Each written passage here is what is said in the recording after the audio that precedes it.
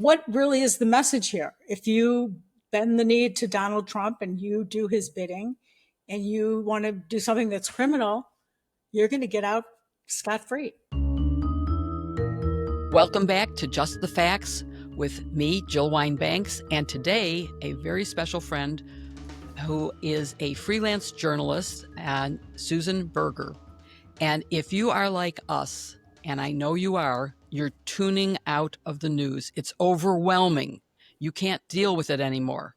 Well, we're here to give you facts that you need to know because you can't look away. Our democracy is at stake. And Susan and I want to talk about some of the things that you need to know. Right, Susan? That's right. That's right. These are conversations we've been having for the past year.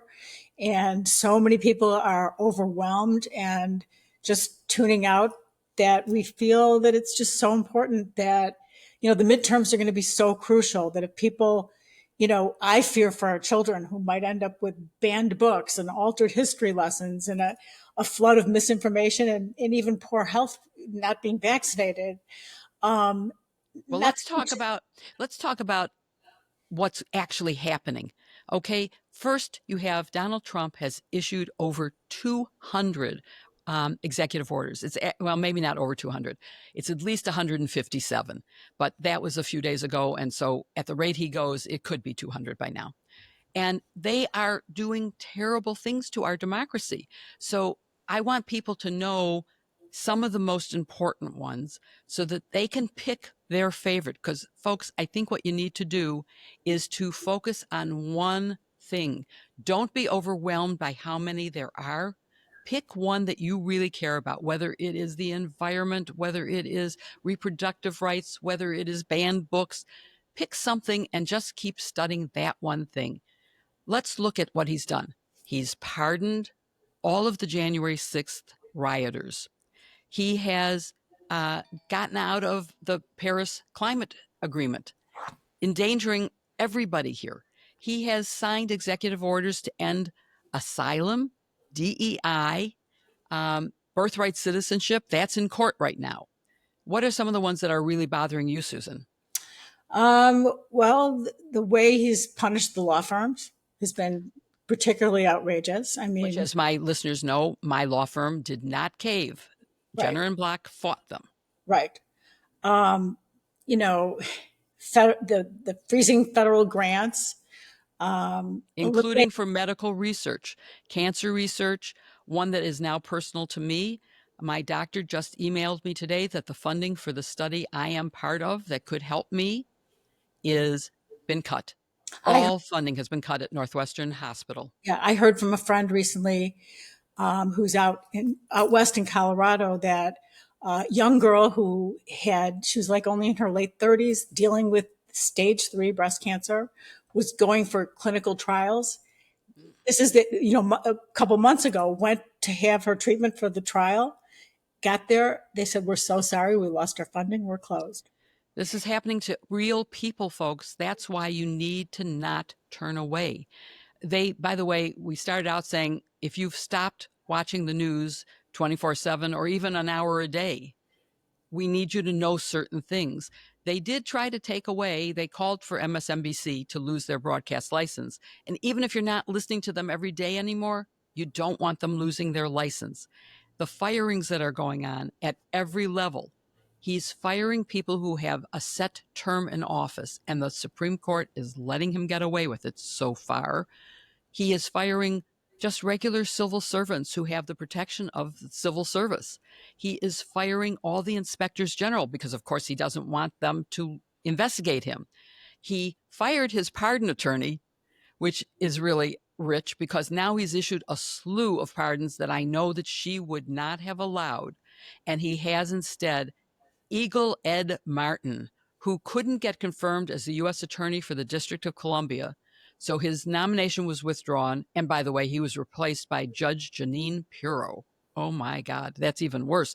And he was made, among other things, the pardon attorney and has just unleashed pardons of Larry Hoover, the founder of the Gangster Disciples, who's in jail for multiple life sentences because of murder and running a drug ring from his jail cell. I mean, he couldn't even be stopped by being in jail.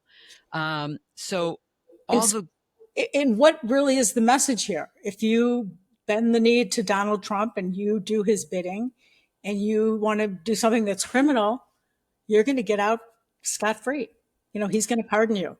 So I guess that's why the midterms are so important, because right now he has control of all three branches and it's his DOJ and they're doing what, I mean, it's so, for you, Jill, to see as a lawyer, it's got to be so outrageous that, it is. I mean, I just was glancing over. I made a list of some of the executive orders that were so upsetting to me, or some of the, not just even executive orders, things that he said, like, let's clean out Gaza, get all the people out of there. And of course, it's so he can build some luxury resort there.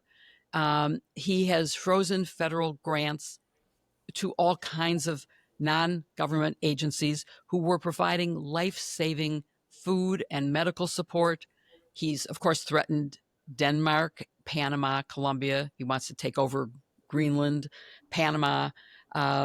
He's renamed the Gulf of Mexico, which I'm still calling the Gulf of Mexico. Um, he's allowed Elon Musk to destroy government agencies randomly, no business plan, no thought of it. And I think the evidence is going to eventually show that he did not save any money by all the cuts he made, that the cost of his employees and the cost of what he's doing will end up being more expensive than any firings that he made. and even when you talked about the pardon attorney, Liz Oyer, she was replaced. Um, Not only did he let her go, but he threatened her. They brought papers to her home saying that do not testify before Congress, which she ignored. Thank goodness there are people out there that are just doing the right thing regardless. And she still testified before Congress. But these people are getting threatened. It's like a mob boss. Yeah, it is. And of course, when you're talking about messages, one of the messages of his pardons is, the crimes that I committed, they don't count as crimes. So he's also had an executive order, and Bondi, his attorney general, Pam Bondi, has put into place elimination of the public integrity section because, of course, bribery shouldn't be illegal. So why have a public integrity section? He has created a weaponization group under, again, this is another role for Eagle Ed Martin. And this is to look at past things like past pardons, past prosecutions, and to go after those people.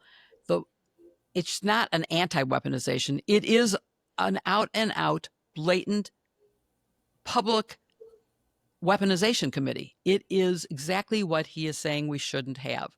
And but Susan, I want to talk about a new subject maybe, and that is based on, you have done a lot of healthcare reporting, and so I want to talk about RFK Jr. and what's going on in Yes. his department, and particularly not just about vaccines, but the health report that misses one of the key causes of childhood death. And so if you could just tell Sure. us what we need to know, quick facts about that. Yeah, I've been doing health reporting primarily for the Washington Post for about the last 11 years. And with RFK Jr., I was a National Press Foundation fellow in Washington, D.C., with 20 other journalists to study vaccines right before the pandemic. So this sort of all hits close to home. The fact that we spent days in Washington as a group with experts talking about the fact that the vaccine connection has been clearly debunked scientifically. It's evidence based. There is no connection. And yet here Between we are vaccine and what? vaccine. I'm sorry, vaccine and autism. I'm already assuming everybody knows the autism vaccine. That's the main thing that RFK Jr. talks about so much. And there is no connection, none at all. And yet there are a lot of people out there who believe it. When when when I was in the fellowship, we saw well, and not only that, it's also about the measles, which is the measles had just broken out when I was a fellow in 2019. There was a case, it just started to break out in Washington state. And actually, Anthony Fauci said to us, he walked into our room, 20 of us sitting there. He goes, I just want you to know, if I had measles and I coughed, 90% of you would get it. It's clear, if you're not vaccinated. Or And if you're my age does or not. there's yes, there are people that only had one vaccination. You still No, could. no, no, because I have natural immunity because I had measles, and people Right, my age did get measles. right. I was recently going to speak in Texas, and I wondered if I needed to protect myself because there was the measles outbreak there.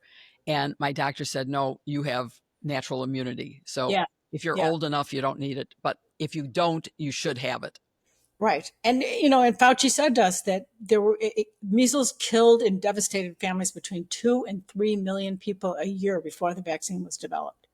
So the fact that it's out there now and it's spreading is just, it's horrendous. And I guess RFK Jr. is really, during his hearing, he said he didn't care that much about vaccines. He's really changed his tune about that. I mean, it's not what you say, it's what you do. Exactly. And And although he has, the CDC has sort of said, we're not following his advice. You still need to get vaccines.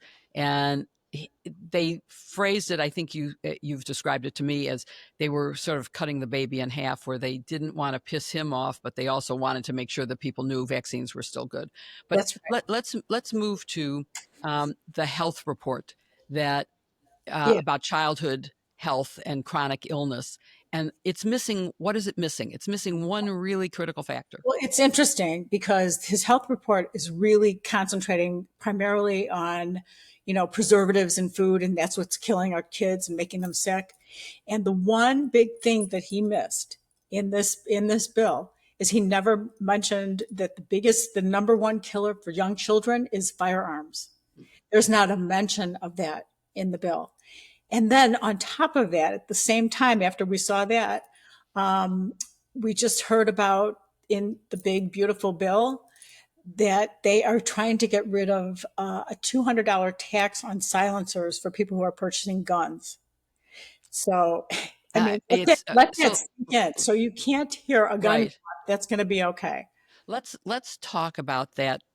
I won't call it what you just called it. I don't know what to call it. Let's call it the budget bill, okay?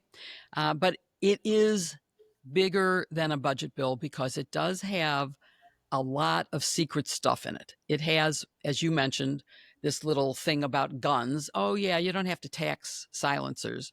But there's another issue, and that is something that could end the opportunity for courts to have any enforcement mechanism if they issue an order and the government says, I'm not going to do it. There cannot be any enforcement action unless the plaintiff pays some huge amount of bond to cover the cost if the injunction is put in place and then it goes to court and at some other point the injunction is undone, the courts rule for the government. They're claiming they would suffer enormous damage and they have to have a bond that would cover the damage that they would suffer. Now, they don't have to pay any bond for the penalty that people who get hurt by them. So, for example, all those people who have been deported to El Salvador, they are suffering enormous losses, but the government doesn't have to pay, even though they have been enjoined from sending any more people without due process. But the government doesn't pay a bond. And so that means civil rights cases, for example, when you go in and say, I want you to stop doing this voter suppression thing, unless you can pay a huge amount. And plaintiffs in those cases are usually civil rights organizations, private individuals. They don't have the funding to do that. So, yeah, they could bring the suit and they could win, but then the government could say, no, I'm not going to do it. And the court couldn't enforce it unless there had been this bond. And That's hidden in there. right. Your whole explanation was so confusing to me. And I'm sure a lot of viewers are very confused by what you just said. So then I found this one little sentence from Robert Reich, who's very, very bright. And he said that the bill contains a poison pill that would remove the power of federal courts to hold officials in contempt of court, fining or imprisoning them if they fail to follow court orders. Right. So as the courts push back against Trump, this is a critical power. And that sort of makes it, we were laughing, we were talking about it, and you mentioned, Jill, how important it is the way you communicate. Right. But when a lawyer talks to a lawyer, it's different than when you're talking to lay people, Yeah, and our conversation was funny because you had said this, and I said, well, that's what I just said to you before about Rule 65. And you're like, I have no idea what you said about Rule 65. right, Notice when I exactly. was explaining it just now, I did not mention Rule 65, which is a rule of civil procedure that requires paying a bond, but has never been enforced. And the bonds could be $1. Okay, fine. Everybody can pay $1 bond. But the government is saying, no, it has to be a meaningful amount. And so that would be the end of civil rights enforcement. And that, I think, would be a real shame. So I should wanted to jump back for 1 second because I forgot to mention something that I thought was so important that I heard this morning. Vin Gupta was on one of the shows this morning talking about exactly how the CDC, how it's confusing. The CDC is saying, we want you to get vaccines for pregnant women and young children. And RFK Jr. says no. He said that 12,000 children were admitted to emergency rooms and hospitals across the country last year. And 2/3 of those were under 5 years old. And the other thing he said, which is really not a joke, is that pregnant women in their first trimester who get COVID have the risk of either a preterm birth or a miscarriage. So there are huge consequences to what's going on here. And then there's the whole avian flu thing. And there are some really good clinical trials, he said, that are going on and very promising. And they're cutting the funding. And he said it's not a matter of when is if the next pandemic is coming, it's when. And he believes we're not going to be prepared with this situation. Well, that's why you need to not look away. That's why everybody listening has to make sure that they pay attention to at least one subject that they can be helping other people understand. And hopefully that person knows something about something else. And then you can understand a second thing because you can't look away.